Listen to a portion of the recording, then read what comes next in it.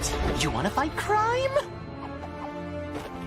Let's get dangerous.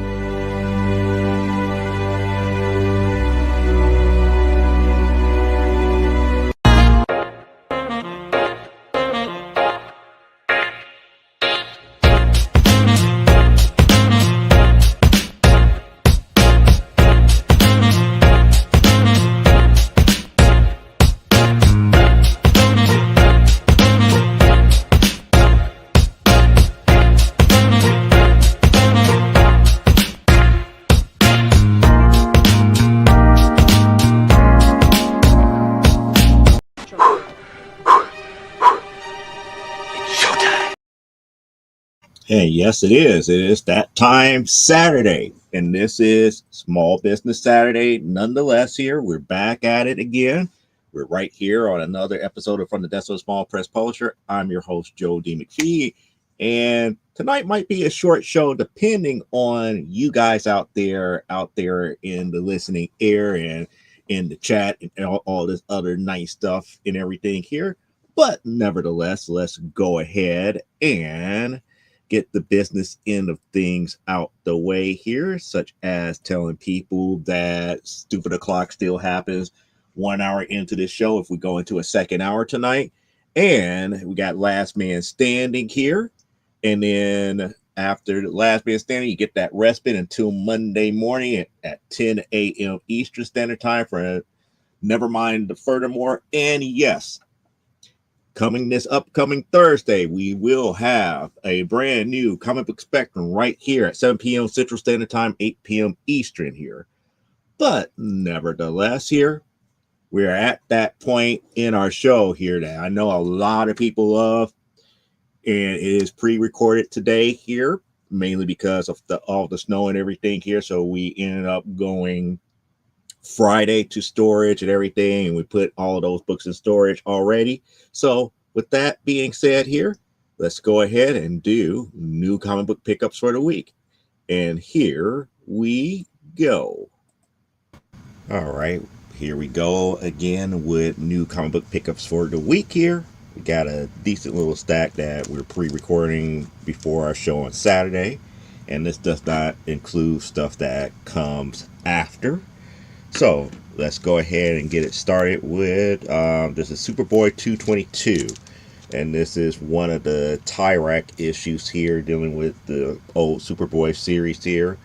I know that people on the internet have been doing different features dealing with Tyrak, one of a few little known characters that this Legion of Superheroes have came across here. Then we got some more New Mutants books here. So we got New Mutants number 4, number 5, number 47, number 50, and 65. And then after that, we got a big little stack of Will Eisner's The Spirit from the Kitchen Sink run. So we're going to start it off with issue number 14, 17, 20. This one is 30, 35, 40, 43, 46, 56,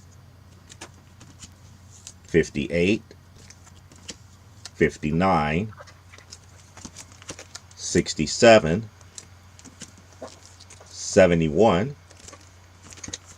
and 75. And then we going to move into more of the stuff that I really don't collect all that much of, but we're going to start at least the older stuff. So the older stuff here. So we got Dawn 10th anniversary special. Yeah, I just found another copy of this up in storage already. So this is the second copy of the Genesis edition of Dawn. Then we got Dawn 1/2. And then we got the 1/2 of Dawn As Deep As. And both of these came with COA. So we got the COAs saying that these are collected editions here.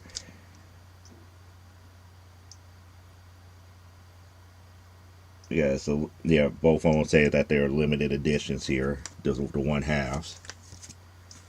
And then we got from volume 2, issue number 4 or 6. So now the only thing I'm missing from volume 2 is 6 of 6 here. And eventually I would get that. That one is the black cover issue number 6 here. We got Micronauts number 16. And then this is a curious one. As Aaron would say, this would be indies from the 80s with Flair number 1. So yes, I'm slowly going back to try to pick up issues of Flair because that's another series that was kind of interesting at the time, but now I'm up here more along the lines like, you know what, let me just go ahead and start collecting that and just get it over with. We got the official index to the X-Men number 7, so I'm trying to get all of those squared away. And then we got a goodie but an oldie that it seems like it's well loved, but it is actually in pretty decent shape minus the cover. And that is Jughead Annual number 4 from 1956. And that is a pretty thick book. And I was looking at the spine, and it's like, wow, the spine is pretty much good, but we got that big missing chunk there.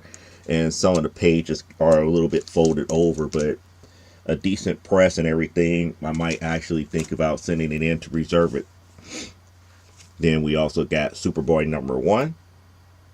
And the reason we got this one is because this is the first appearance of Knockout. It's in this volume number 1 for Superboy. And last but not least, we got another copy of Wonder Woman War of the Gods. And that is new comic book pickups for the week here, minus the stuff that might come in between now and the show here. So we're going to toss it right back to the studio. And there you have it. We got new comic book pickups for the week. And yes, technically there was supposed to be new books coming today. However, because of the snow and everything, I just now saw on the UPS website, not UPS, USPS, United States Postal Service, that most of the deliveries that are supposed to have been today has been postponed until weather conditions get better. I kind of wish that I would have read that earlier, or else I would have had a less, would have been in a better mood per se, because it's one thing when you see all the tracking saying, oh, it's going to get delivered today, it's going to get delivered today, it's going to get delivered today. And then, if there's like mail came and gone, it's like, well, where's my stuff? And you go out on the website now and it's like, oh, everything has been delayed because of weather conditions in your area. It's like, well, so goes their model.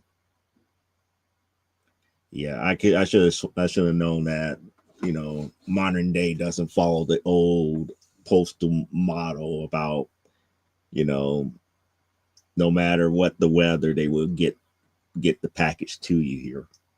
So it is what it is at this point. But nevertheless, it is what it can be. Yes, that's the one. No sleet or snow or rain of Superman. Yep, everybody's going to get. It's funny that bill, that credit card bill or that gas bill, or that light bill will get to you, but something that you ordered from the store, oh, we're going to wait until it's good and ready for us to deliver it because we're not going to do it in a snowstorm.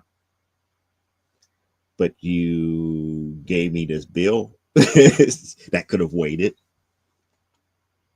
Matter of fact, and in this day and age, it's like you could have kept that one. I could go out online and pay it.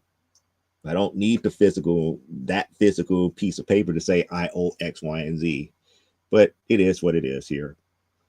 So, with new comic books being done here, I want to first say again, happy Thanksgiving to everybody who I haven't spoke to before Thursday. So happy post Thanksgiving. I hope that your holiday was great because again, unlike most other people, I don't skip from Halloween right to Christmas. Thanksgiving is a holiday that we should observe more intensely than anything else nowadays here because it's always good to have gratitude. And yes, the tradition is still in place, to be thankful, even though we don't have to really live off the land like our the older ancestors who claim that they found this country or landed on this continent here. It's more along the lines of the simple fact of just being grateful for those things and just taking the time to observe the fact that we almost made it to another year and we're still here. We're still living. We're still kicking around. We're not wanting for much. Some of us have whatever food that we got. It is what it is. We got our health. We got nourishment. We're talking and doing what we can to be better for self and for others. So pretty much that's what Thanksgiving should be. It should be an air of gratitude for surviving another year before we get into Christmas. So, that's just me. And I'm not going to go into no rant about it here. I could, but I'm not. But with that being said, here we get through Thanksgiving. What happens right after Thanksgiving? We get rid of all that gratitude and go right into consumerism with Black Friday. Now, did I do any Black Friday shopping? Not really. Not really. Things are, I wouldn't say tough, but it's just nowadays, it's like you look at Black Friday stuff, it's like, it's not really deals anymore like it was back in the day. It's almost like Black Friday sales are just regular sales now. It's nothing out of the ordinary. And then the stuff that they do have, like ultra dirt cheap, they only have like 5 or 6 of. It's not like they have a supply on them. So it's not really worth it. It's not really worth getting to arguments and to fights and everything, being the first person there to try to grab a television for the low price of $5. Not worth it anymore. And then today, out of all days, well, yesterday was okay because I went to storage, but what saddened me today is the fact that what a lot of things people keep forgetting here is like another reason why I like Thanksgiving, and this is another reason why I like this Saturday, because this is Small Business Saturday. And over the last couple of years, we skipped from Black Friday to Cyber Monday, skipping over a Small Business Saturday, not looking out for the smaller guys and the mom and pops and people like myself and everything like that who are trying to make a living bringing you goods and services and everything to that magnitude here. We wouldn't have corporations if we didn't have old school mom and pops and brick and mortar stores that grew into those entities that we, hold near and dear as of right now. It's not an easy thing to grow a business into those mega corporations, but at the same aspect here, mom and pop stores are always going to be the cornerstone here. Because why? They're always going to be around, right down the street, around the corner, and easier to access than your average bigger stores here. That goes for anything from like grocery stores, drug stores, beauty supply stores, restaurants. there's always going to be a mom and pop shop closer to you than a bigger name place here. Does that mean that you should always shop for them? It's like, I still believe in let the buyer beware, but at the same time, those who really deserve your business, and if you want to really help your community, keep it within the community and buy within your community. That's all what Small Business Saturday is really about.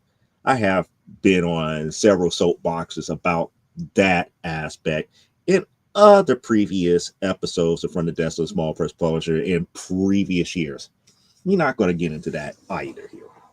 But what we are going to get into is just like after Thanksgiving thoughts and stuff to that magnitude that had happened over the last couple of days here. As I stated last week, we got three issues of Legends of the Giant Slayer done.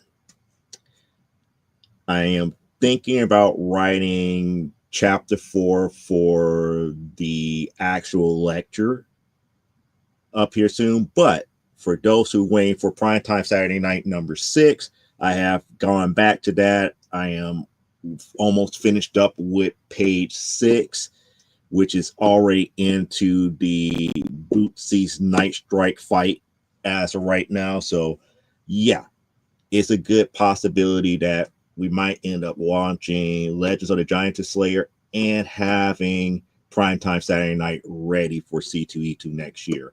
Speaking of C2E2, I still got to make more payments on the actual booth here. So more to come as far as when everything has been finalized, everything has been paid for. I could give you booth numbers and where everything else is at during that time here. Amazonia, I still need to get the stuff. Well, actually, I've been taking stuff off and been putting it back on because I've been clean this the general area that I work in for when I do comic book stuff here. That table right there, I have cleaned it off and then put stuff back on it. The Bristol boards are right there, sitting right there next to it.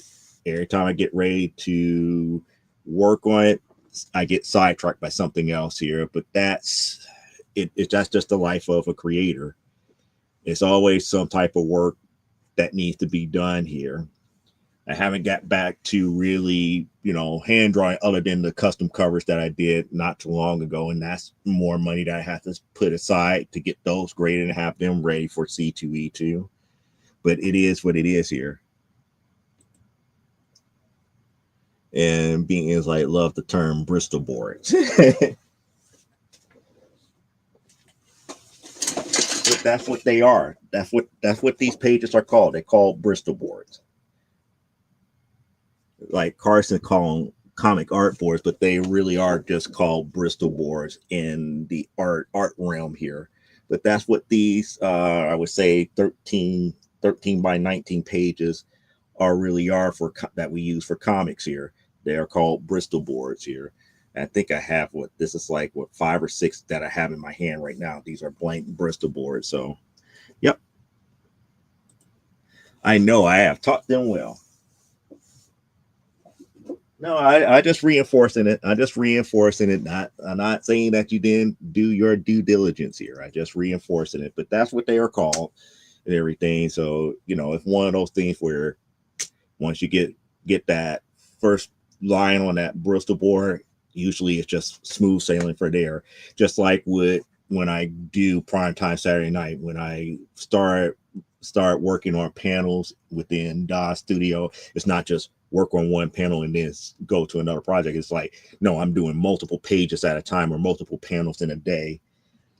Now, whether I render them all on the same day that I set them up is a different story, because for every one that I actually put together, it takes somewhere about like an hour to an hour and a half to 2 hours for it to render to be placed in a actual page in Photoshop.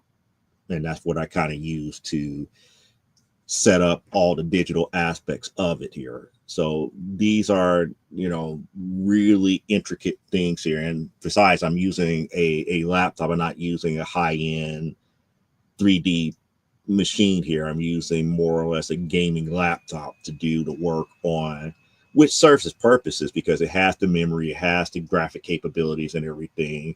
The only thing about it is that the laptop, the wear and tear on the laptop here, so I can't like do like the big expansive stuff that I could have done on a desktop, such as like the animation and everything. A lot of the animation and stuff that I have done in DOS Studios, I had to always break it up into like, you know, 3 seconds here, 10 seconds there, and this, that, and the other. And those can take days to render on a gaming laptop. It's not something that is easily done here. But getting to the thoughts that I had for Thanksgiving, and one of the things that I'm thankful for is that we got something brand new to bring to C2E2 next year. So that's the key thing. If you're not bringing anything new each and every year, then why are you wasting your money? That's the major thing here. It's like people always have to see growth, whether it be brand new title, brand new issue, something got to be brand new to keep people into the books that you create here. And that's one of the reasons why it's awfully hard when you get a couple successful series here. You have to keep like 2, 3, 4, 5 of them going at one time, and you're usually a one-man army. You have to kind of pick and choose and keep going. And that's one of the reasons why I held off of doing Legends of the Giant Slayer 1, because that one was done maybe about a year ago. However, I didn't release it because if people liked it, they wanted issue 2. I'd rather have 3, 4, 5 issues already done before I release the issue number 1. That way I don't have to worry about when we're going to have issue number 2, when I'm going to have issue number 3. I could take my time to release, so I could go ahead and get the stuff printed and everything at my leisure at that point, based upon the number of sales and everything. So with Amazonia, I know I need to get issue number 8 done because I know people are looking forward to that. I know people are looking forward to issue number 6 here. And I know those who bought issue number 5 of Primetime Saturday Night, I know I have to get you guys corrected copies of that, because the ones that we had last year at C2E2 was actually missing text. We had some misprints. So I know I have to make that right by a lot of people. So if you came by and showed me that you bought a misprinted copy, I'm just going to give you the corrected one for free. That's me making things right. That's one of the things that good publishers should do when when they get error copies. When error copies get out there and by mistake, we got to make it right. We want you to read the stories and everything to that magnitude here. So that's kind of like the aspect of what's going on here. So getting that done between now and January is going to be key.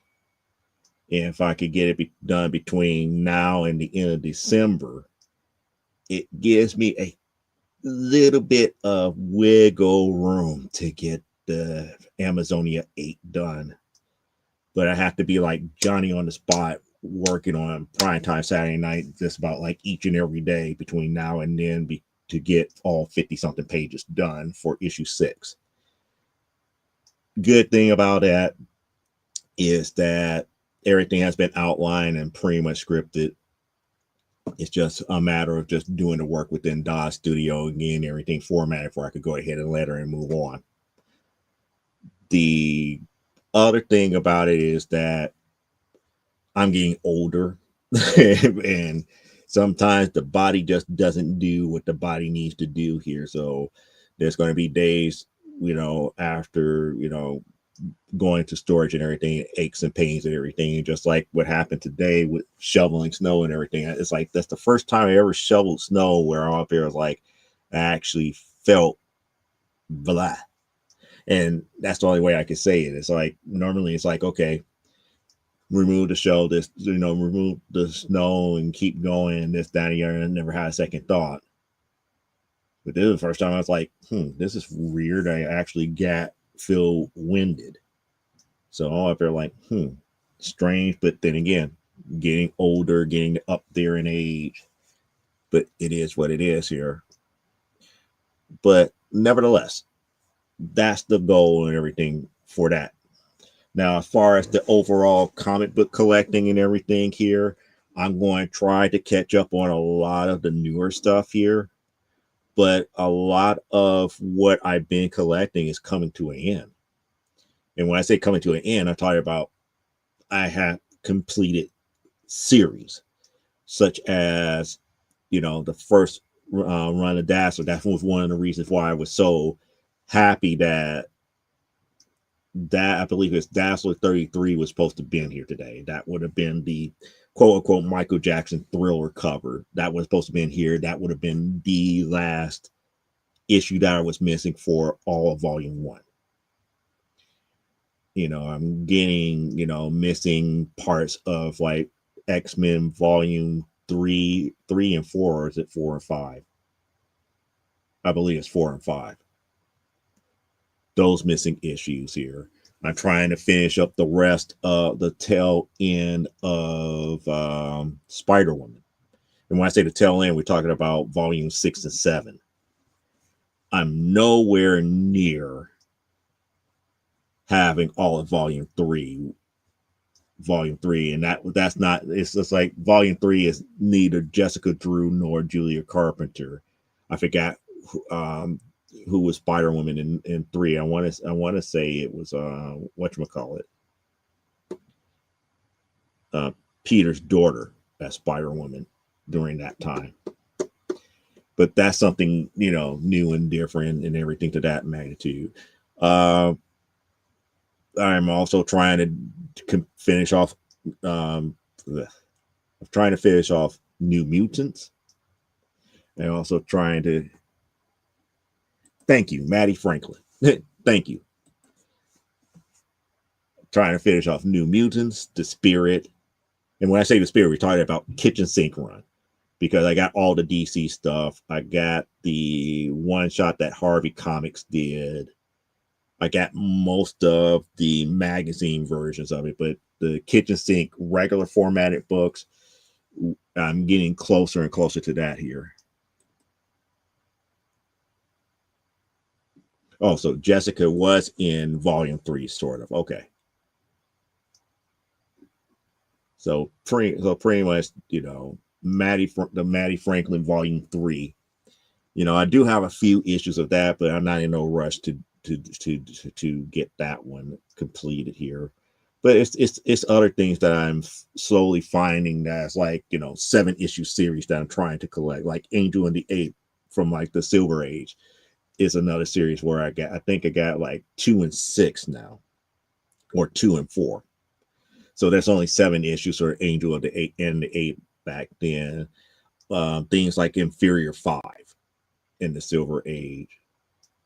But it's getting there. It's like everything that I'm planning to keep for preservational purposes, we're getting closer and closer to having complete runs and everything. And if I do get extras, it's pretty much I'm buying extras because it's more along the lines either comparable to one that I have or better grade. So that's the way that it is here for that. And getting everything sorted in storage. I mean, well, how can I put this? When I was like, for example, I showed Aaron not too long ago that I found another Marvel Tales. I know he collect Marvel Tales. I really don't collect Marvel Tales because Marvel Tales are really reprints here. So I put that in his pile, and that's one of the reasons why I was asking Parallax. It's like, what is some of the other stuff that you was looking for? Because I'm going through a lot of my collection that's in storage, and I'm finding books and stuff that I may or may not want here. So pretty much that it is what it is here. Now I'm getting closer and closer, like for things like Jaguar from Impact Comics. I think I could almost put together like 2 or 3 complete full runs of it, and that I think it's like 1 through 12 plus the annual. But eventually they're going to have to get like a issue 1 graded and some other stuff graded. And for those who've been a part of my whatnot shows, I can put together full runs of stuff, but nobody wants to buy or anything to that magnitude. So sometimes I might just end up giving away. Like, for example, I gave away a couple of full sets of Volume 1 Amazon's Attack from way back in the 90s. And I still got maybe like 2 or 3 more full sets that is set aside for a giveaway / sale. So it's just one of those types of things here that as people ask for different stuff or are looking for different stuff, like, if I have it, I'll go ahead and give it. Don't have any problems with it. But then again, I'm also collecting odds and end type stuff now, because all the main stuff that I'm been working on are just either just about complete or near completion here. Like, for example, I believe with Double Impact, I got all of Volume 1. I'm missing, I think, the 1/2 and issue 3 of Volume 2, and then there's other odds and ends here. It's like I haven't read Jaguar in forever. I forgot how it ended. They left it kind of in a cliffhanger, to be quite honest here. And the reason I say to be quite honest, is that the main character comes to grips with being the way that she is in the final issue here. But the thing about it is, I don't know how to take the annual. Is the annual really a part of the main 12 issue run, or is the annual just a separate standalone story that has no continuity? Because those two stories, the last issue, I believe it was like issue 12 or issue 14, solidified that she is who she is now. It's like, her regular persona now understands that. And when I say regular persona, because it's like, it's almost as if something takes her over and she becomes feral. Now she becomes one and the same. It's like they kind of now share the same conscience. It's not like she blacks out and then she wakes up and trying to figure out, well, what went on, like it was in like the first 5 issues. By the time we get to issue 14, she is very much aware of her abilities. And the fact that her best friend knows and everything, and it's like a few people that she trusts knows what she can do. But at the same time, I think it wasn't even an organization. It was like, I forgot who her main villain was. It's like she finally deals with the main villain, but yet it still ends with a question mark as far as is that the true end, or is there somebody else after them? After that main villain. But it kind of like, it is what it is here. I have to go back and refresh myself with issue 14. Yeah, it's 14 issues of Jaguar. Matter of fact, since you mentioned it, let me check here.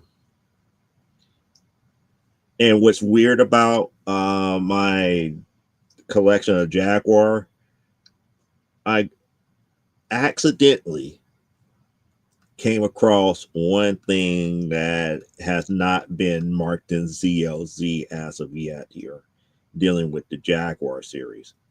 Like the annual number 1, there's a newsstand version of it, and I actually own one. but yet is not marked in any other collecting application as of yet that there was a newsstand version of Jaguar Annual 1. So, that's something that, it was like a little bit of a happy happenstance, if I could say it in that aspect here. Yeah, it's 14 issues here. Yeah, 14 issues, and I could pretty much safely say, let's see. Yep, I could actually make 2 complete sets of it. So that means all the extra issues that I have for certain ones, such as like issue 1 and stuff to that magnitude, I might be able to put to aside for people who really want to get into it if they need be.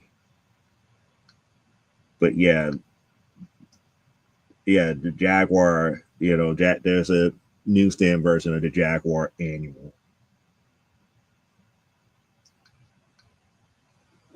But nevertheless, it is what it is here. But it's weird, While everybody else is contemplating and masterminding about how to get all of these more expensive quote unquote grails, I'm up here just more along the lines that's like, my grails cost too much. I rather complete series and just be able to have them, and eventually some would get graded for we could go ahead and get ready to have them displayed for time purposes here, where people could come in like on a pop culture day or like a Wonder Woman day and see all 6 volumes of Wonder Woman on display and stuff to that magnitude, and people wax nostalgia for it. But that's a hope and dream and everything to that magnitude. I mean, if it comes to fruition, it comes to fruition. If not, oh well. Yeah, I still need to find a lot of the Brubaker Captain America series here. I got a whole bunch of them. From like from issue for volume 5. So I'm like missing like the first 20 of them. I know they're somewhere around here, but like the tail end of that volume 5, I have that pretty much was during the time where Bucky became Cap. And then volume 6 was, the whole thing where they kind of brought back Steve for a bit here. And I can't find my issue 13 of volume 6, or else I would have the whole thing with that. Then volume 7 was where the very end Sam became Cap at the very end. So I have all of that. And then after that, it's like, the Donny Cates run and all these Donny, Cates and all the other people. I didn't collect those caps here. Yeah, wax on, wax off. Yes. That's a good series. Yep. Yeah, is that the one where Cap trade is? I believe so. That was volume 5. That was volume 5 because that was when I believe there was a couple of issues where they drained the super soldier serum from him and he became older. He actually aged. So it was interesting here.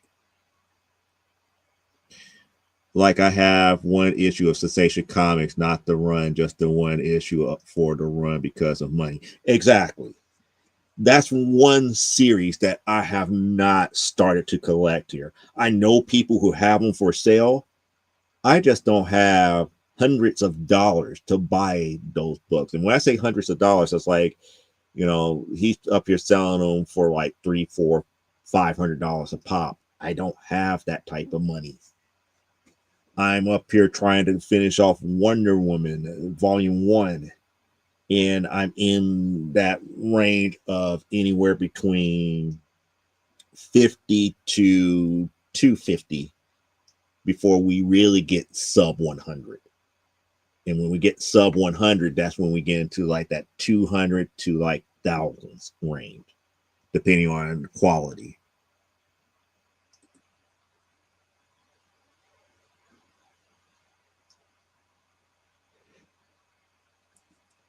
Well, getting them in, well, it depends on how old. It depends on how old they are here, and especially later sensation comics. What I don't like about the later sensation comics, because of the simple fact that it became more of a romance, it became more of like Diana and Steve Trevor romance stories instead of the old school action adventure Wonder Woman type stuff towards the tail end of sensation.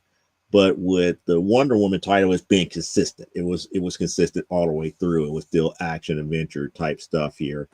But even in a 2 for Sensation Comics, you're still looking at anywhere between $500 to $800 a pop.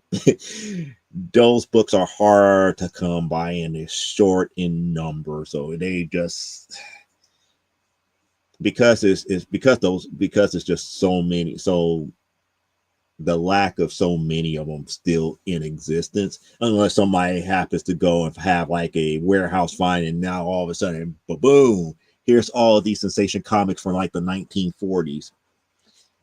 The price of Sensation is not going to come down, and a lot of prices of Wonder Woman sub 150 are going to, and it's not, they're going to still be pricey. And I say sub 150 because you can still get books, in the 100s every now and then if you're not really caring about condition, for like 20 to 40 bucks.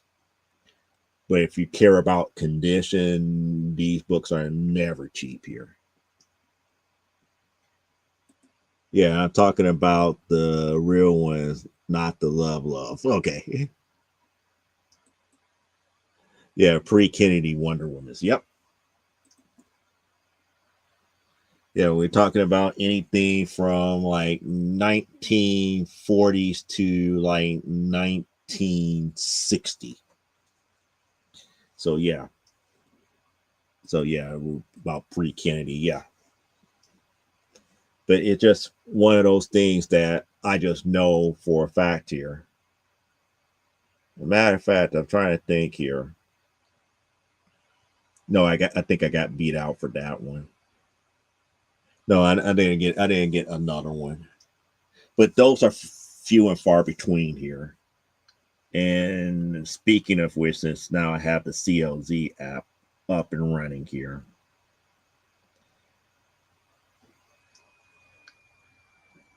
let's see. Oh yeah, that's the other thing. 160 is going to be a pain in the ass. 160 is a cheetah issue. So you're going to have people who speculated on the movie, speculated on a couple other things. So that book is going to be a pain in the rear to get. Usually, if it wasn't speculated on, that book would be like a $40 to $50 book, but now that's over $100 here. I'm missing that one. If I wasn't missing that one, I would have like 158 all the way to the present. That's how deep it is here. And then after that, I have to get 157. If I have both 160 and 157, then that put me all the way to 149 to the present.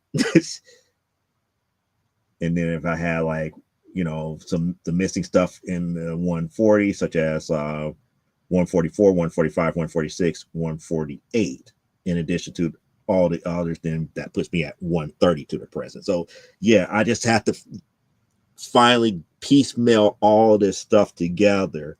And as I go backwards and get these issues, it becomes more contiguous all the way through here. But it's safe to say, if I get to 120 to the present, the rest of them are going to be a nightmare. I do have a copy of 120, but I'm missing 121. I'm missing 123, 124, 127, 128, and 129. And then above, before 120, I think the next issue that I have according to CLZ is 117. So yeah, I don't. It's like, do I have numbers before issue 100? Yeah, I got several issues before 100. Matter of fact, I got like a run of, like, let me see, 23, 28, 60, 62, 64, 77, 85, 89 through 91 and 98. But I don't have like the real tiny numbers. The tiniest number that I have in my Wonder Woman Volume 1 run is the number 9 that I showed you guys way back when. Yep, all the 10 centers. Well, I almost got all the 12 centers. Almost. But yeah, I'm missing the 10s. All the 10 cent Wonder Woman is here.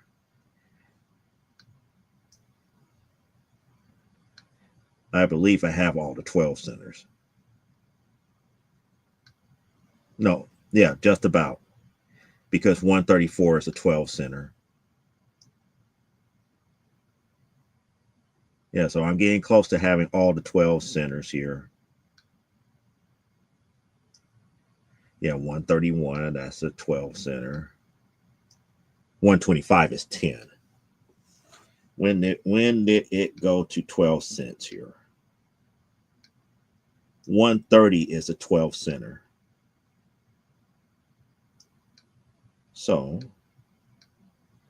let me do this here.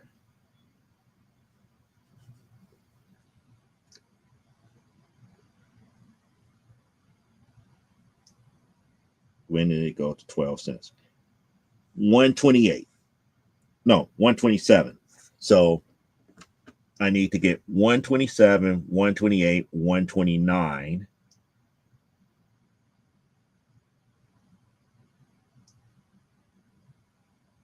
And then we got to get 144, 146. Yeah. So yeah, I'm getting close to having all the 12 centers. It's like it's still getting to a handful. It's only a handful that I'm missing that wasn't a 12 center.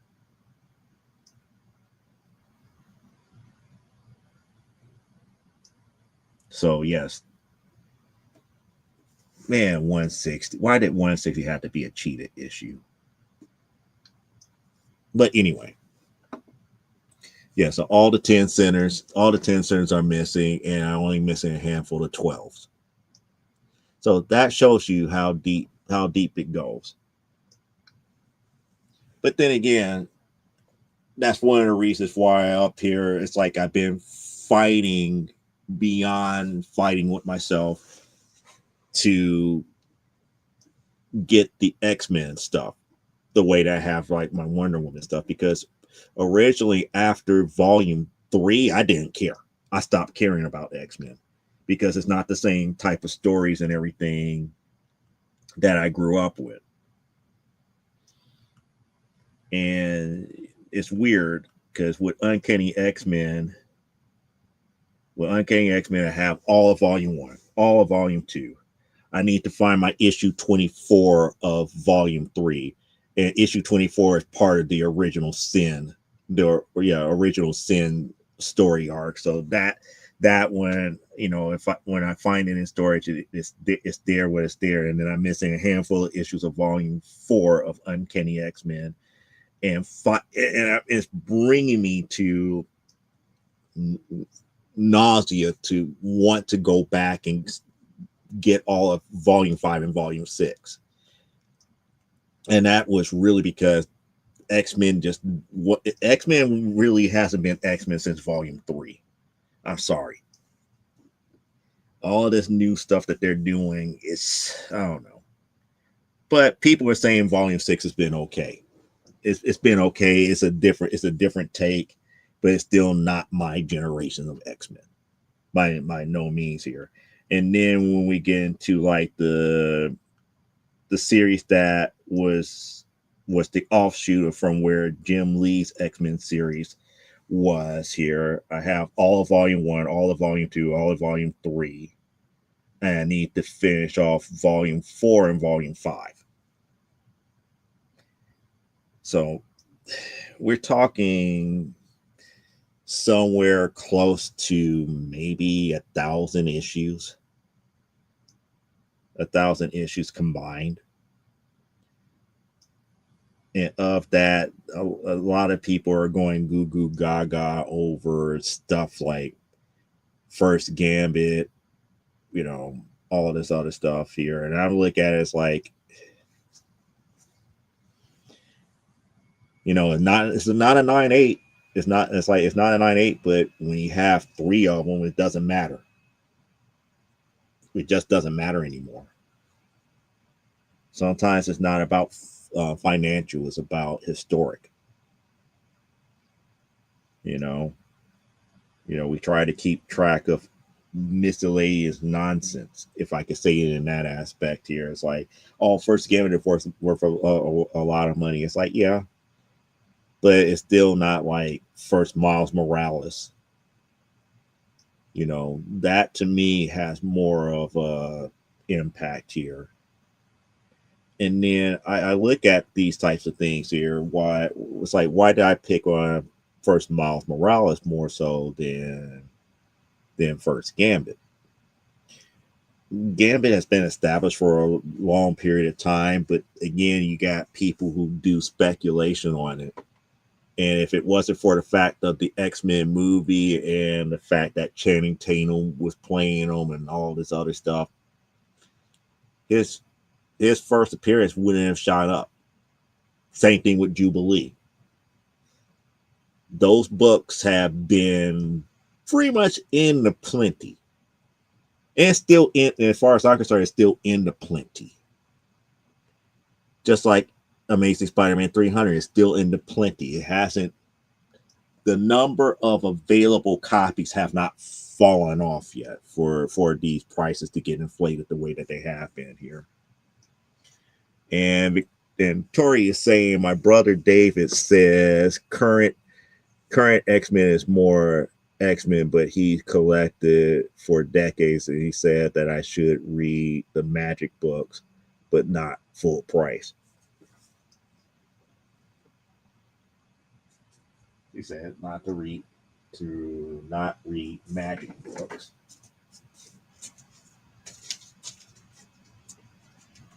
You mean these Magic books? You talking about these Magic books? The last incarnation of Magic books. By the way, I still need to get a first print number 2. Even though this one is still a pretty cover, I still need to get a first print number 2. But these Magics, right? These Magic Story, is he telling you don't read these at full price? I mean, I can't help that. That's what the LCS that I buy these from is pulled for me. So I'm not understanding what he means not to buy them at full price. I mean, whatever team she's on, it can't be as bad as what they did with Kamala Khan, making her a mutant and part of the X-Men. That storyline is so, making her into a mutant is so jarring now. It's very jarring in that aspect because of the fact that all her other volumes had canon, straight, good, adulterated. It's what Kamala Khan is, canon. Then all of a sudden it's like, now you read the 2 miniseries, the 2 mutant miniseries, Kamala Khan, New Mutant, and Mutant Menace, and just like, okay, so now you put her in old school X-Men setting, and it just doesn't work right. It's like I don't see her in that same light where I could feel like I could chill for her in her older series. In this one, I'm kind of like, she's out of her element. It doesn't seem right. It's the Cyclops Juggernaut, whatever. Okay. No, but not her own series, because like her own series for her own series, I kind of like it and think her next series is her and Colossus together. So that's another character that kind of fell by the wayside that was popular enough that could have had his own series, but they never truly gave it to him, which was Colossus. Pietro.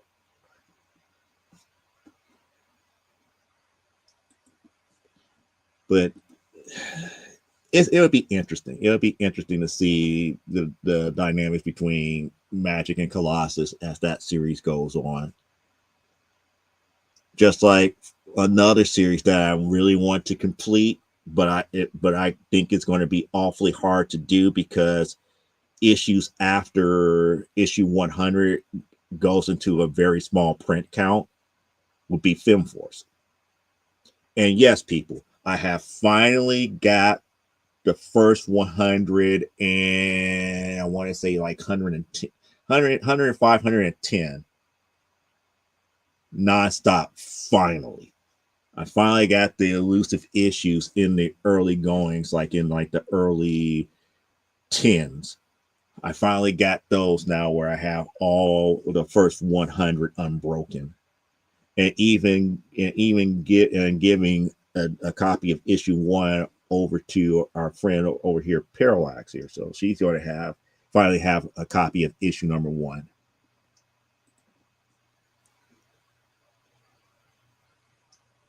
Yes, it was that jarring, Tori. It really was that jarring because it was like, oh, I think I could get into this because it takes off kind of sort of where the older series was. It's like she's going to college and all this other stuff, but now all of a sudden it's like she's a mutant and she's been kind of like an underground X-Men for how long?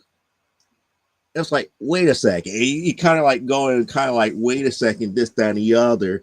She's no longer the underdog, but yet at the same time, it's more along the lines. It's like she's not a junior X-Men. She's kind of like more on like the mid-level, working her up to be like a senior level up the X-Men. It's not like how they treated like Kitty Pryde or Jubilee. It's like she's almost like an equal coming in the door. I'm like, something's not right here. Something's really not right with this here.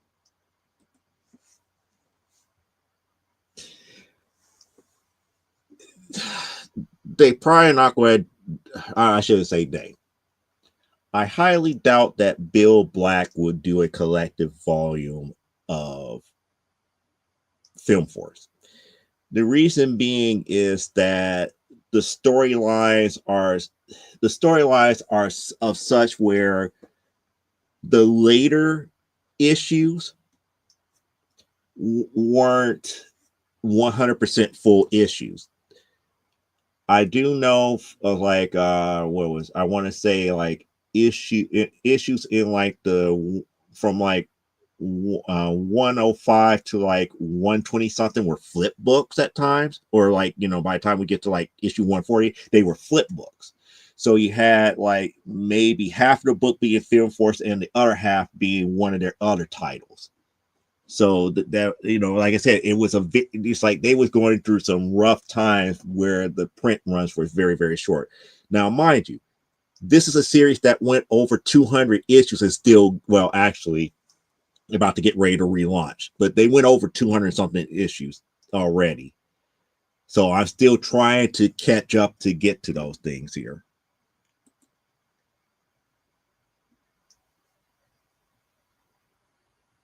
I have only seen one issue. What, one issue of Film Force? Really? Really? Hmm. Hmm. You said, yeah. Wow.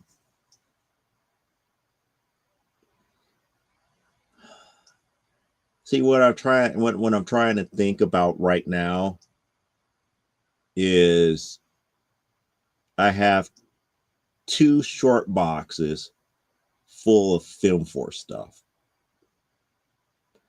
but that's Film Force, the title itself. And that still doesn't talk about all the other overflow stuff, such as like Film Force, the Film Force horror books, the Film Force, Film Force Up Close, the Good Girls Art Quarterlies, things like Sky Gal and Night Vale and dang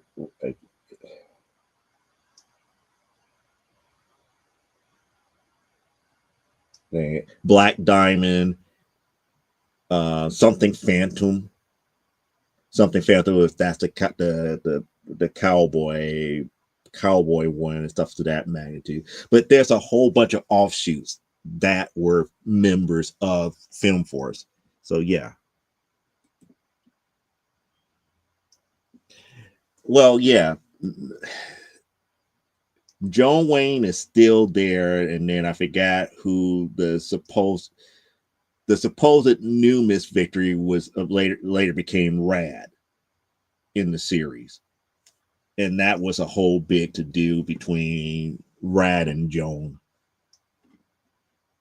But it also made me think here that it's like we know that they're two different people, but it almost like, they kind of like clones of one another, except one had a little bit more edge than the other. Like Rad had a hard edge to her, while Joan Wayne was like, the stereo. Her and Blue Bulleteer were like the stereotypical old school superheroines back then. Blue Bulleteer was kind of like your more cult classic. Your what was it? I forgot the actual term.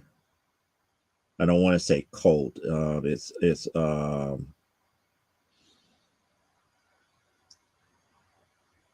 not noir, but she was like those old school 1930s, 1940s type heroines. That was Blue Bulleteer.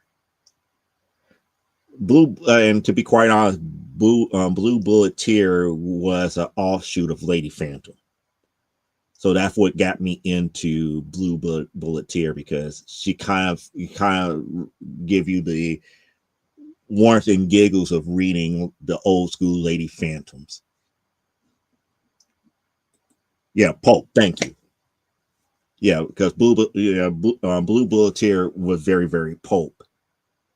Now, what I find very odd here, and I still have to go back and reread Film Force more so. I honestly still believe that Night Vale is Blue Bulleteer. But that's after. After I forgot what actually happened to Night Vale that made Night Vale. But I'm not certain if that was the same. If Film Force have unique origins for their characters, just like whatchamacallit, Sin and Stardust were extraterrestrial. They weren't human, but they was a part of Film Force. But that's getting to like the weirdness of those books and everything. But yes, that's the correct term, pulp. I couldn't think of it. It's like as much as Clyde writes pulp fiction type stuff, Blue Bulleteer falls up under pulp. She was essentially Phantom Lady like. But there was a lot of crossovers between where both of them actually met, so they can't be the same person. But it's just weird. They maybe ancestry. Maybe they're of the same family by ancestry, but it's just weird. It's just so weird and everything here. But that goes into like decades and decades and decades of reading film force. But the reason I stopped to think, I was like, no, that's two short boxes. It wouldn't be easy to go to, to be like, okay, I pull those two short boxes and bring them from stores. Like, no, I can't do that because I don't have a car to do that. It's not like an easy pull the boxes, bring them in, have it set up for a show, and I could be like, here's all the film forces that you might be able to look for and why you need to look for them, stuff to that magnitude here. But if I was messing up, a certain Miss Parallax would have been interrupting me. It's like breaking news. Here's where I made a mistake. But no, seriously. But yeah, that's another series that I would like to complete to its fruition. But a lot of the issues in the 100s are such small, short printed that it's a nightmare. And when I say it's a nightmare, you have to buy them pretty much from AC Comics. They're hard to find in the wild. You might be able to find issues between 1 and 100 out there in a while, more so than any issue after issue 100 in a while. And I believe after issue, I want to say like 110 or 112, the price jumped from their regular like $2.99, $3.99 to like $9.99. And like I said, they went through a time where it was flip books, and then they stopped doing the flip books and they did a smaller format. It was almost like manga format, but it's not as thick. But the size was not of the same size as a comic. It was smaller than a modern comic. But it went through changes, but I'm happy that it went beyond 200 issues here. So, shout outs to my guy Mark, and shout out to Bill Black. You guys did a thing, and it's lasted. Eventually, I would like to get to that point where, something like Amazonia going 200 plus issues, but it's not an easy thing. It's not an easy thing, and besides, getting the artists and writers and everything, and just being able to pump stuff out like that, it's not an easy task here. But those are some of the series that I'm kind of like, I want to complete. Minus the X-Men stuff. The X-Men stuff is stuff that I'm dreading. And don't get me wrong, it's not like I don't like the X-Men. It's just not my X-Men. My X-Men stopped at volume 3s on both series. After that, it went through some rocky roads and everything to that magnitude. I don't knock the younger people for loving those volumes of X-Men, because why? The characters are cool within itself, but they just undid a lot of the legacy and the stories and the lore after volume 3. A lot of the stuff was rehashed in volume 2 and volume 3, but they undid the stuff by the time you get volume 4. Oh, there's Aaron. Oh, not a problem here. She said, my X-Men is Claremont. Yeah. Everybody loves the Claremont years.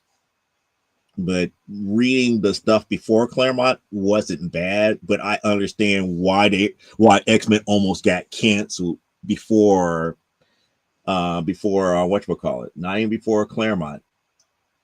If it wasn't for Giant Size Cochran, if it wasn't for Cochran and Giant Size X-Men 1,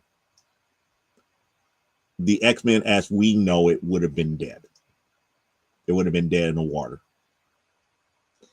So if it wasn't for Cochran doing Giant Size X-Men 1, and then Claremont coming in after that, after that, after Cochran did, I think Cochran did, I believe it was like 96, 97, 98, 99.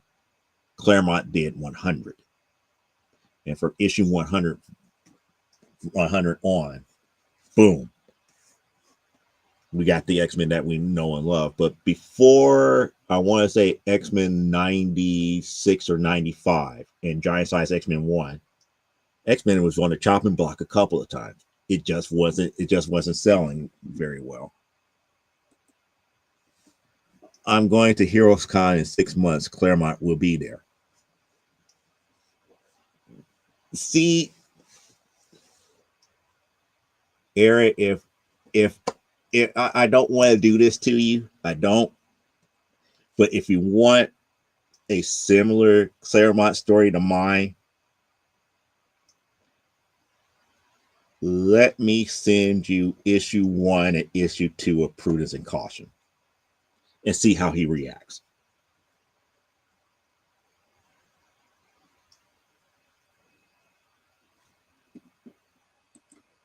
So let me know. Let me know if you want a similar experience like I had. I'll give you. I won't say give as in you can have, but I would send to you Prudence and Caution issue 1 and issue 2. You could get them signed, and you could have the same Chris Claremont experience that I had when I gave him, when I had him to sign my Prudence and Caution number 1. Because I bet you he would stop the line like he did with me, because that was one of those. He was like, he looked at it as like, I barely remember this. Do you mind if I read it? I'm like, sure. But yeah, that would be one of those scenarios. If you want a similar story like mine, let me send you that.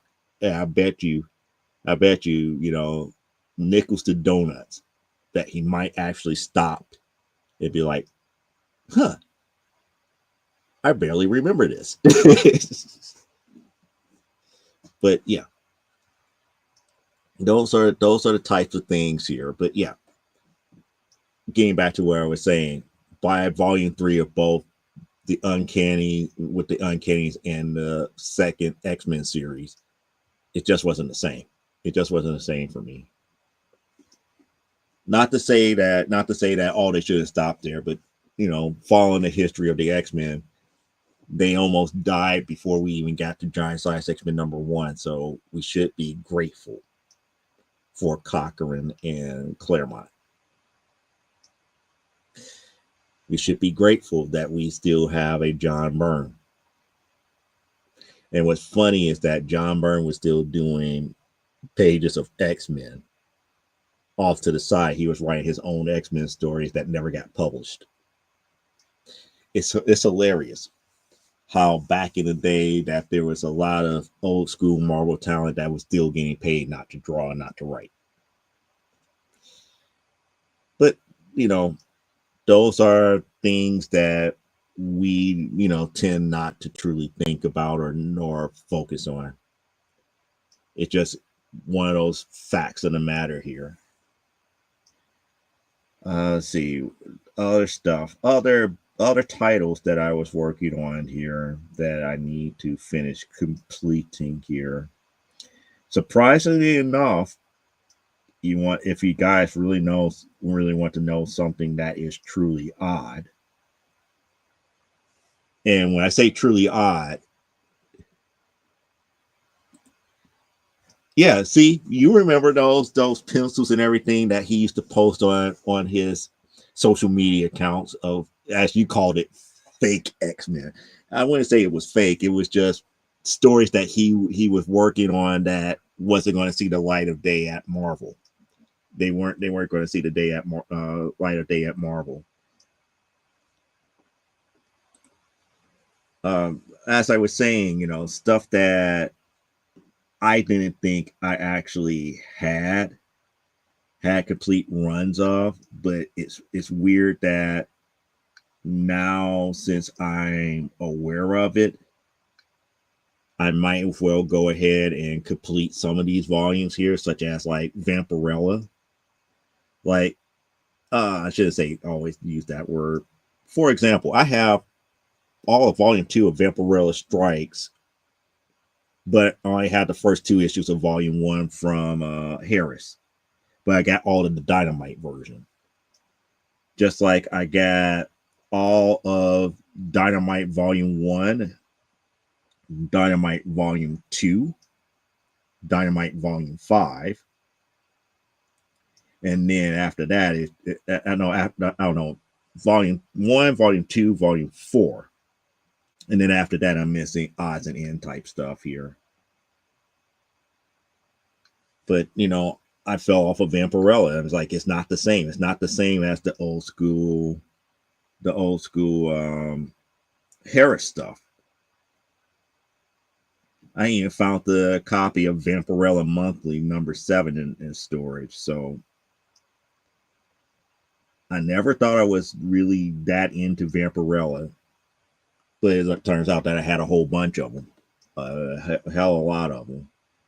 That might be another target. Supergirl might be another target depending on how much more I find of it in storage. I think I have all of Volume 1 of Superior Spider-Man. I just haven't put them all together yet because I found some other issues in storage that I finally put off to the side. I had to put it in its proper boxes as a whole here.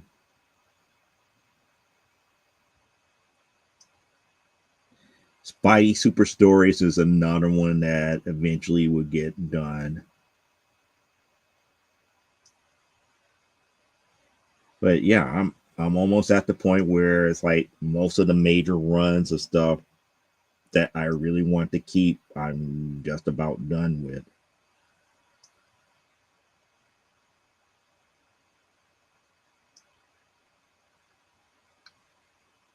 And I'm kind of happy, Well, I shouldn't say kind of happy. I am happy about a lot of this stuff here, but it just seems like a lot of the stuff that everybody else is going ape shit over. Like, oh, I want to have a complete run of Spider-Man. It's like, okay, Spider-Man doesn't float my boat.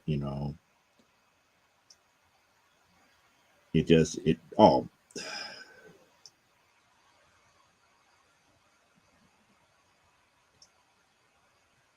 That's right. I do have. I'm looking at New Mutants Volume 3. I do have all of Volume 3. I just don't remember what Volume 2 was. What the hell was New Mutants Volume 2? I don't even remember a Volume 2.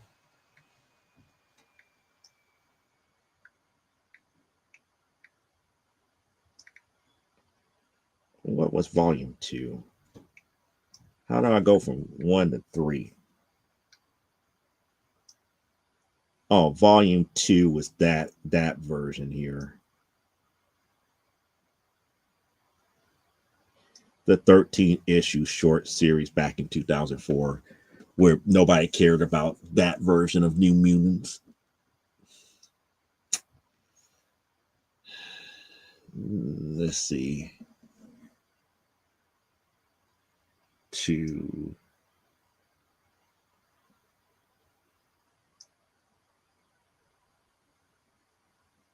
So there was a total of so-called 6 key issues in that run. It probably seemed like it'd probably be very simple to get a full run of that here. But nevertheless, that's where everything lies at here. I'm not in any rush to really do most of this stuff here. And I'm just more along the lines like a lot of the older stuff that I want to collect is what I'm focusing in on now. The Wonder Woman stuff like Angel and the Eight, the Inferior 5 stuff. The Spirit. This is something else that I'm focusing in on because the older stuff is going to be the harder to get stuff. Stuff like I mentioned in the new comic books for the week, stuff like Flare. I didn't realize how old that series was. Night Nurse was another one. And surprisingly enough, that's another series that for some reason, because of speculation, I got priced out of buying it now, which doesn't make any sense that they spec a lot of people out of it. But I know a place where I can get it if I ever do decide to do that. But outside of that, and outside of things such as like finishing up Jughead, there's not too much. Spector.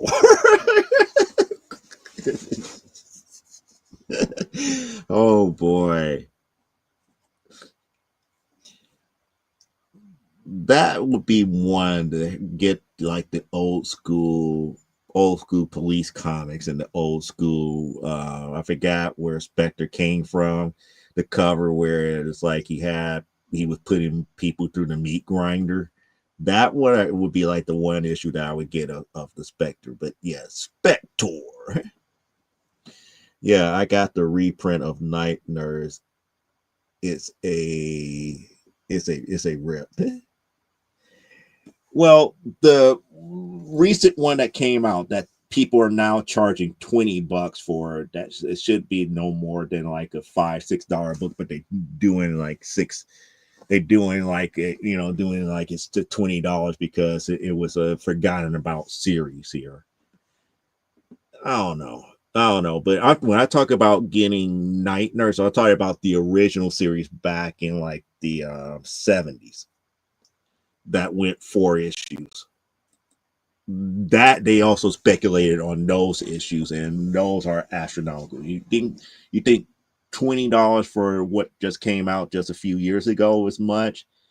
Let's talk about a couple of $100 for like an issue 4 in a good condition of Night Nurse from back in the 1970s. I mean, I know a person who's charging somewhere close to about $250 to $300 for issue 1 at about like a 7. So it's rough. Yeah, the Random Night Nurse collected a set from like 2009, or 2012. Yep. Yeah, they did a random 2008 first printing. Yep. Pretty much photocopying it. Yep, that was the first print. Like out of nowhere. Yeah, it's just like out of nowhere, just like the whole Night Nurse thing. And I find it hard to bring myself to pay over $20 for something that should be like a $5 book. If I'm going to spend $20 like that, I might as well save that $20 and buy the actual Night Nurse type deal from back in the 70s here. But that's another series that eventually, if I can get a chance to have the money or ever come across something that's a little bit cheaper, it is what it is.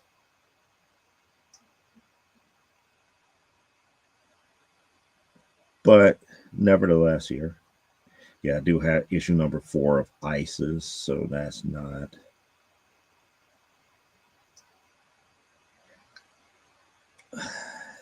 I do have to finish my Inhumans run.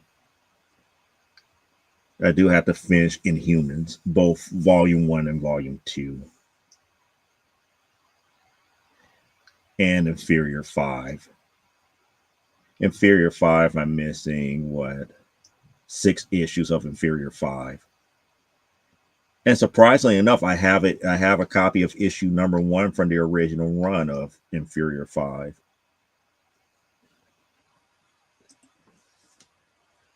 Yeah. That's another book series that I couldn't bring myself to collect here because everybody and their grandmother was buying Jeff the Land Shark, and because of the demand, skyrocketing prices for Jeff the Land Shark. But then again, who could say no to a face like that?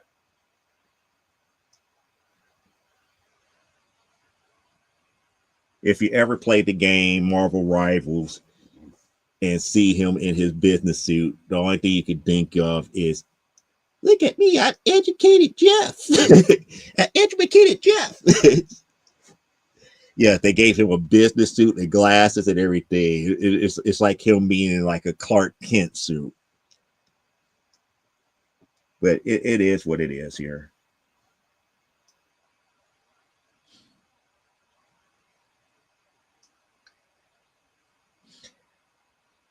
Maybe if I could do it on the cheap, I might finish up Heroes for Hire, Volume 1.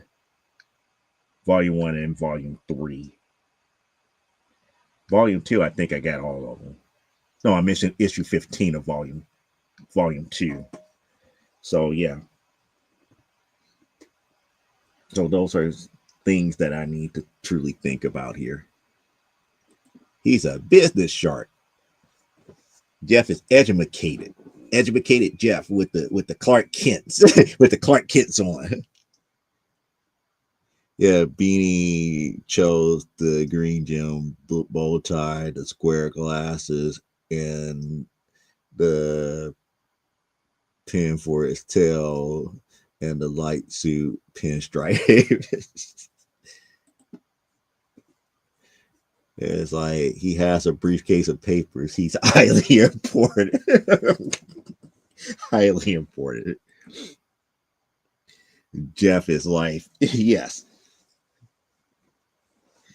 Yes, but his books are not cheap.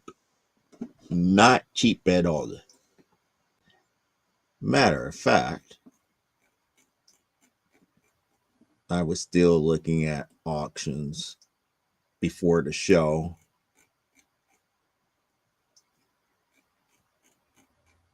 These are a lot of the Thor books and everything.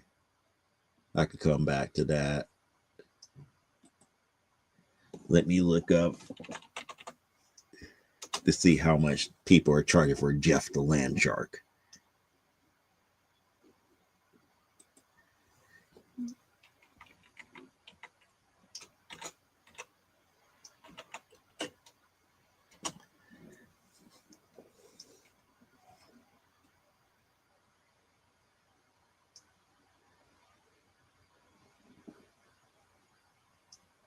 Oh, then, oh, whoa.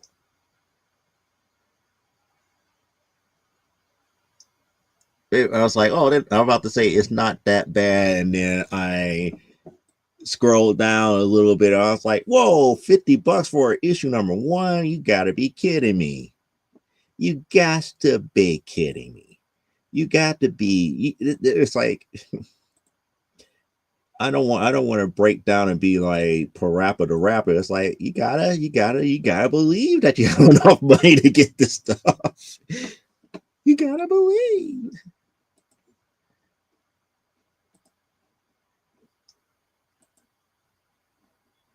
So I was about to say, oh, that's not too bad. It's like, issue 1 for $4, and then the Infinity Pause, $6, and then I scroll down. The same, all of these issue number 1. Like, here, cover A, $50. For pretty 30, almost over $30, almost $40 tier for Venom Wars. So I was like, yeah, it's like I just don't get what some of these people are seeing as far as prices is concerned here.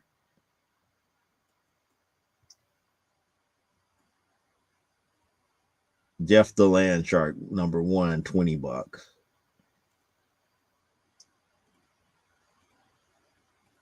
So yeah, it's one of those things that it's not going to be cheap. It's definitely not going to be cheap to be collecting Jeff the Land Shark. Not cheap at all. Not cheap.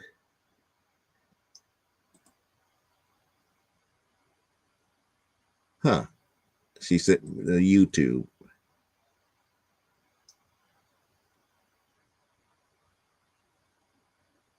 Oh, she's talking about her epic Marvel Rivals video. Yep. She's showing her the video. It's like, yep. Jeff the Killing Machine. I'm going to be like, damn that, got all swell up under the ground and everything, and spit them all out into the void. Funny. West Coast Avengers Volume 3. So Volume 6 and 7.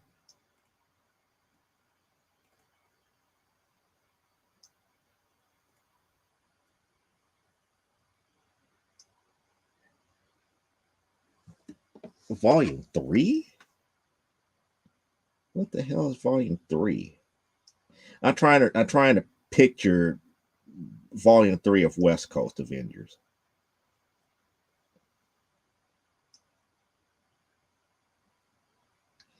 Because I think I have a couple of West Coast Avengers Volume 3. I just don't know off the top of my head what 6 and 7 are.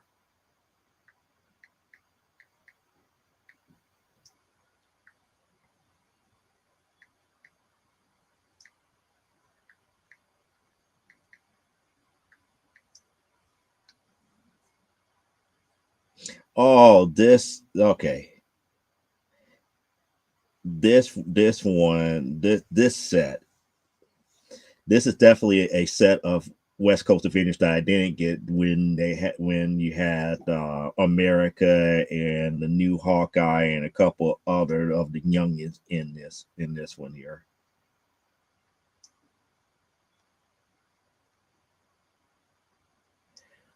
Yep, that I might have to put that series on my list too to collect here. Oh, we have Tat in the house.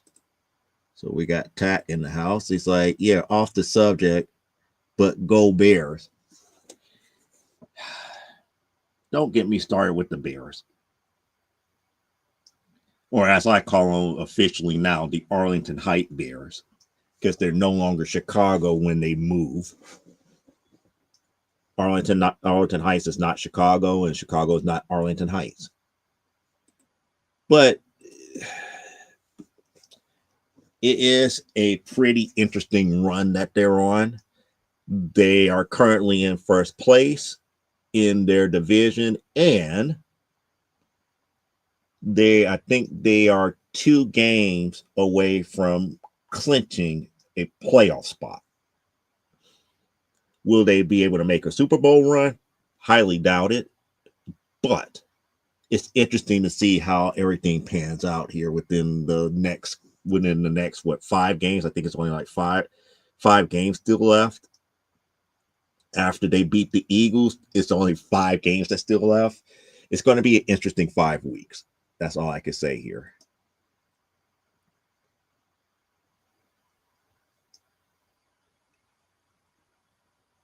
Again, people are sleeping on those issues here.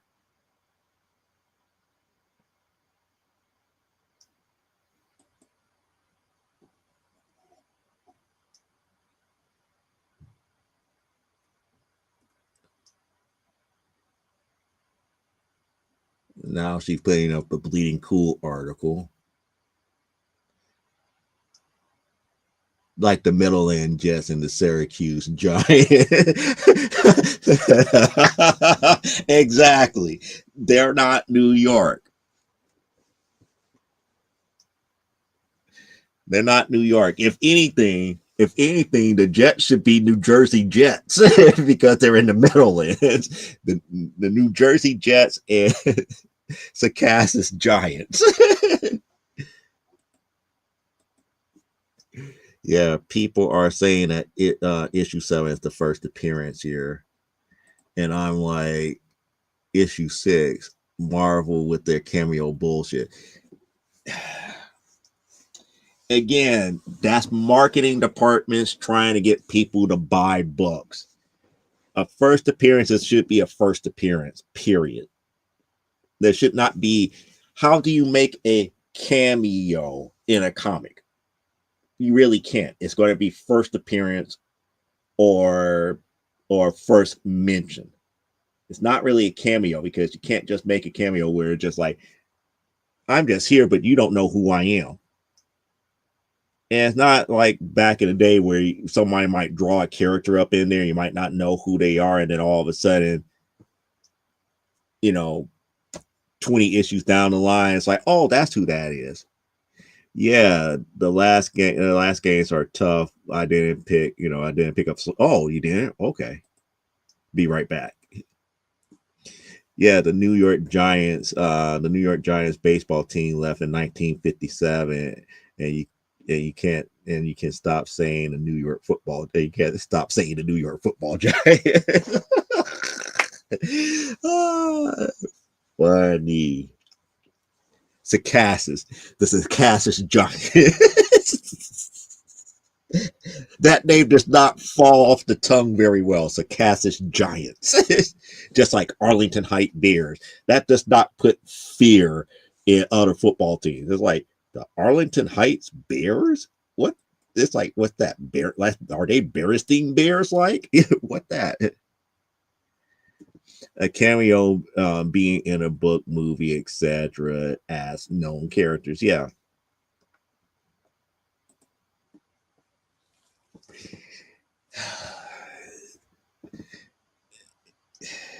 Yeah.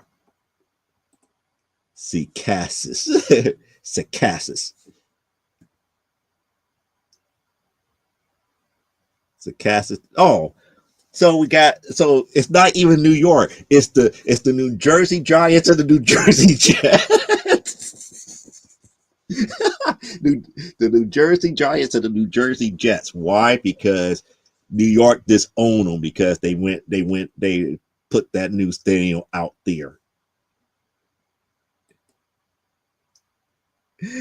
Uh, but I'm in agreement with our former Mayor Richard Daley. Yeah, you want it. It's like the Bears want to move from Soldier Field and everything. So be it. But you can't call yourself Chicago Bears anymore because you're not physically in Chicago.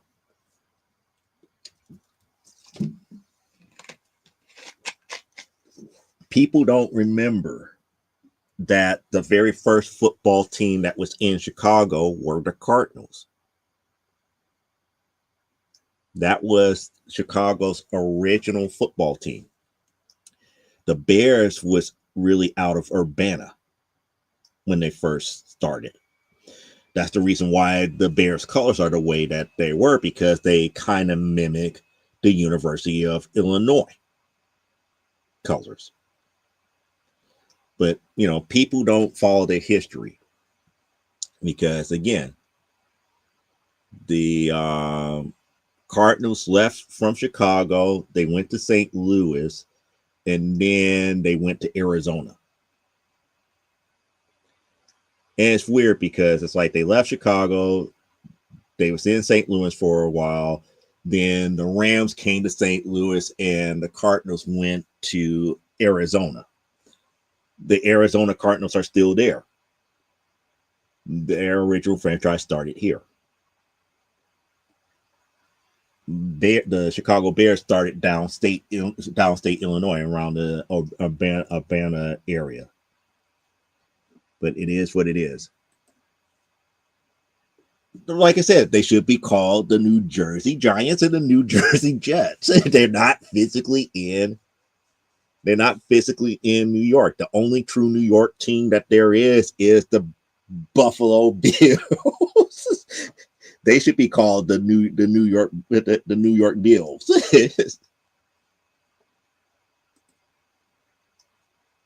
Daily Plaza. Yes, that's the Picasso. That was one of Picasso's arts there. It's Daily Plaza. But that was the father. That Daily Plaza was named after the father, not the son. That was Richard M. That's the father. That Daily Plaza was named after, not named after. And there's an E in Daily. It's Daley. Yeah, but traditionally they used the name of the city and not the state. Yeah.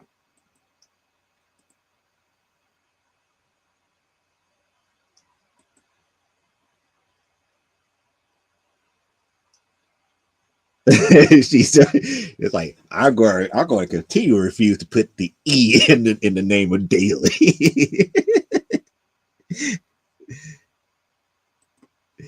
It's like, but that's not daily. That's delay, just like delay. Yep. She's like, "Yep, I'm not going to put that E. That's not daily."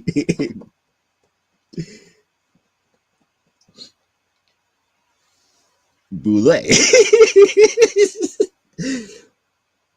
That's not my name. My name is Bullet. Boulay. It is spelled like if you was pronouncing it in French, it would pronounce Boulay, not bullet.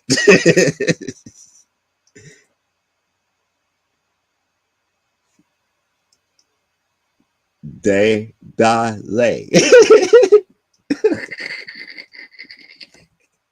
Not daily.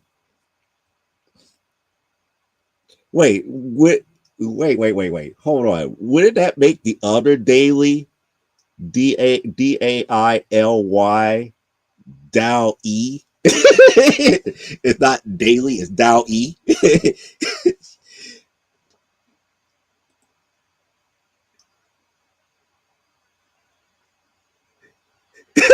Delay.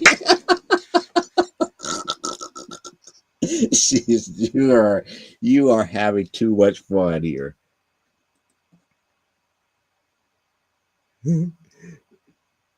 Daily. You make it daily. I was thinking dial E, like dial soap with an E at the end, so it's broke down dial E with not daily. The daily news, like daikon radish. So we're taking Dai as in, the Orient, more of the Asian pronunciation. It wouldn't be a day, it would be Dai, like Daihatsu.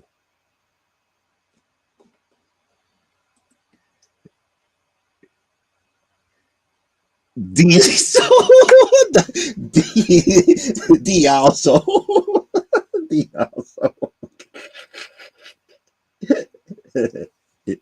you mean D also. Oh boy, playing with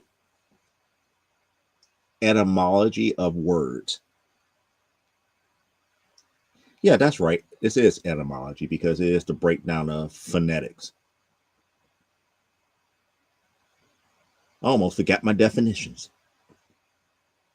That tells me I have been slipping on my vocabulary. That's never a good thing, people. DLM for more. Oh my goodness, y'all! You having too much fun. Too much fun. But that's pretty much what we got for this evening here. It's,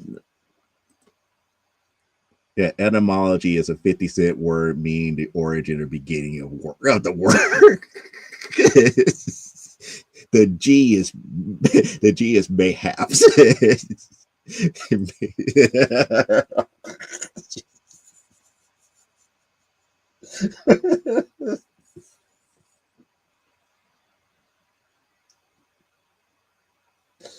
Okay, the G is mayhaps. The Genesis mayhaps.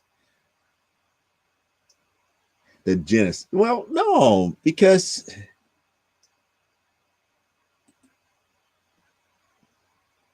let's go Pons. It's clever. See, she wants me to go out there and play rival because she wants me to go punch people in the face because I punch people in the face real good with Ben Grimm. Oh boy. Well, I don't have anything else to say, to be quite honest here. So enjoy the rest of this 4-day weekend here. For those who are on the West Coast, I'm going to give you at least 15 minutes back where you could still enjoy a Saturday before you're in the future everybody else, enjoy the rest of your Saturday. If you're in the Midwest like me, stay warm. Especially if you're in the upper Midwest, we getting all the snow and whatnot. It's not cool whatsoever. It's not cool when you shovel and now you look at right back out. It's like, oh man, I gotta get back up tomorrow morning and shovel some more. So it's never cool as far as that is concerned here. But as we always say, let life grow and be well. I will see you guys next week here on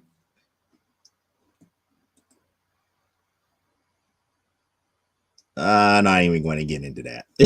I'm not even going to get into that. Now, if we get anywhere near that, the only thing that I will say here is this: we are in a sad state as far as a country where we're shooting our own National Guards people. I just want to I want people to let that sink in. We're in a very sad state where members of our National Guards gets ambushed. Regardless of who said what and who shot John and why they was there in the first place, it's still a sad state where citizens take up arms against our armed forces. It's just a sad state. I'm not going to point any fingers one way or the other. I just want that to sink in first about how sad of a state that is. Especially for a person like me being a veteran, it's a very sad state of this country that we're in as of right now, because that had happened. Could it have been prevented? Yes, it could have been. But also, I look at it from a different aspect too. Where are we really going at as a country where we have lack of respect for the military? You have to be mindful. When it comes to military, they are following orders. So don't get mad at the servicemen. Get mad at the people who giving them the orders. That's all I got to say. And I'm leaving it at that. I'm leaving it at that because that's not even worth a soapbox.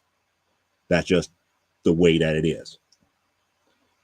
When people volunteer and give up their lives to go serve in that capacity, to put their own blood, sweat, and tears and life on the line for others to be able to enjoy whatever freedoms we have,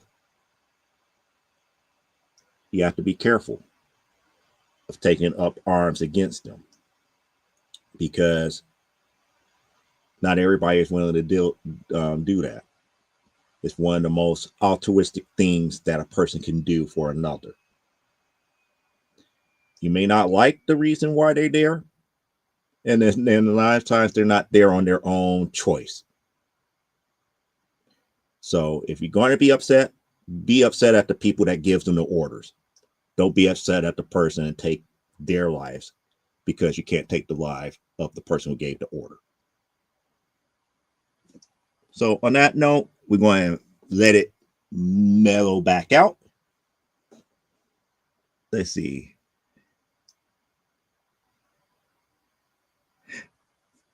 Well, I would say a wall. It would have to be some type of something that would be more conducive for geographic weather control.